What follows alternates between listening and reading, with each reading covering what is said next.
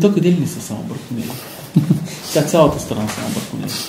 Че тук да почнем да ги изборяваме надолу, като ги тръгнеш от обзора горе, деца чудо, че в Несебър ли, че в Поморие ли, че в Приморско ли, че Созопол ли не са, че Царево ли, че кой никъде не са. Нито пушка са ми взимали, нито примки. Как умира едно животно, когато е с примки? Страшни мъки. Адски нехуманно отношение. Защото и в лова има ловна етика. И там не може да остави животното да се мъчи. Какво животно? Кошута, мушута, това кой ви ги казал, не знам вече. Де с примките му писамят миналата година, пък сега... За примкаджията, той няма пушка, тогава нямаше пушка. А пушката чия е? Не знам, тук имаше един човек. Ама сега?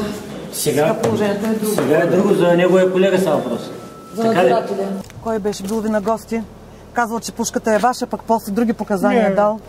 Не е вярно. А когато бяхте на гости на Караджата, какво оръжие носихте със себе си? Никакво оръжие. Който ви е дал тази информация, грешно ви е дал. А когато ви арестуваха горските стражари в гората с пушката, чия беше пушката? Намерихме. Кога я намерихте? На 14. Каква пушка, бе? Защо говорите глупости? А другите приспособления за примките, с които лови кошутите? Пак го хванахме с примки и му съставих някакви на този човек. Да, той е платил 500 лева на държавата. Какви примки? Някой да ми фаща на примките ми. Никой не ме фаща. Това е потресаващо. Как да сме с усмивки, да сме, от какво да сме доволни? При положение, че съотношението е 100 към 1. На един пазещ и загрижен 100 вагабонти. Всеки си мисли, че тая гора и този дивеч нито че свършат и са на всички. Значи говорим за рецидивист. Същия този човек с негов приятел на 16 март пак бе фанат с... Какво казахте първия път пред четиримата, пред стражарите и там? Така, вие залавате първо неговия приятел, бившия надзирател от затвора, който е в гората и е с пушка, която е едноцевка, с ловни патрони 17 на брой, 16 калибър за едър дивеч. И човека първоначално каза, че пушката е на Караджата, нали така? Не, той каза, че я намерил.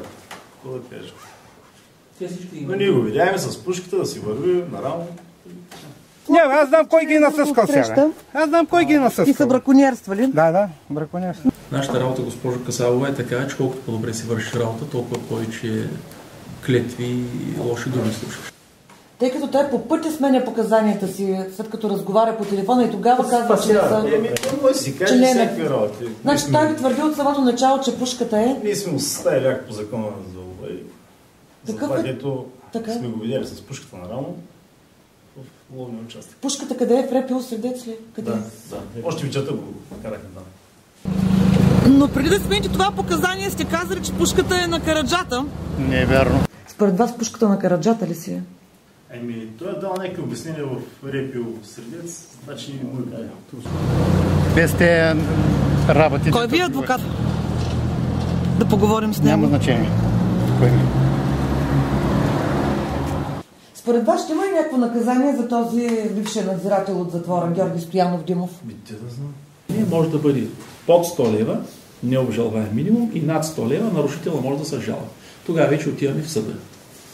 И там какво ще направи съда, както чаква ще да ти кажа. Някой може да каже в тази държава, какво ще направи съда. И после викаш, какво настроение да има? Ние чуем кой път да фане. И аз нямам настроение. И го обявявам.